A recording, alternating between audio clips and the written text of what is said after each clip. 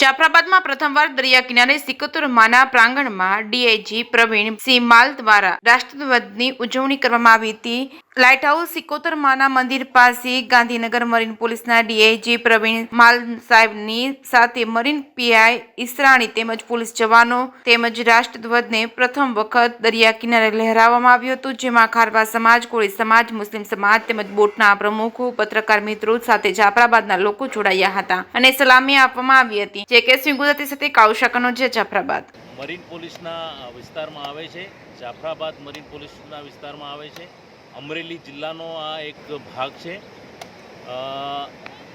આ ટાપુ ઉપર જે ભારત સરકારની જે સૂચના છે એ અનુસંધાને અને ગુજરાત પોલીસ તરફથી હું IG coastal security Gujarat state ધ્વજવંદન નિમિત્તે અહીંયા આવ્યો છું.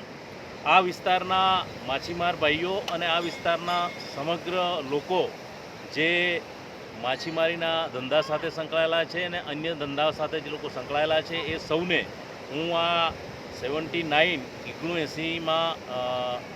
સ્વાતંત્ર્ય દિન નિમિત્તની ખૂબ ખૂબ શુભેચ્છાઓ પાઠવું છું.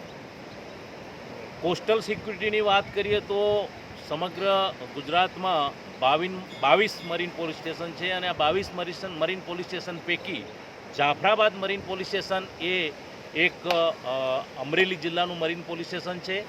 કોસ્ટલ એરિયાના સુરક્ષા માટે, કોસ્ટલ વિસ્તારમાં અને દરિયામાં ફિશિંગ કરતા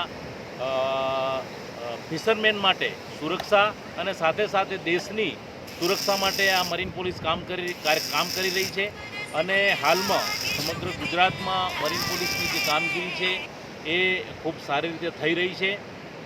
કોઈ લો એન્ડ ઓર્ડરના ખાસ પ્રશ્નો નથી.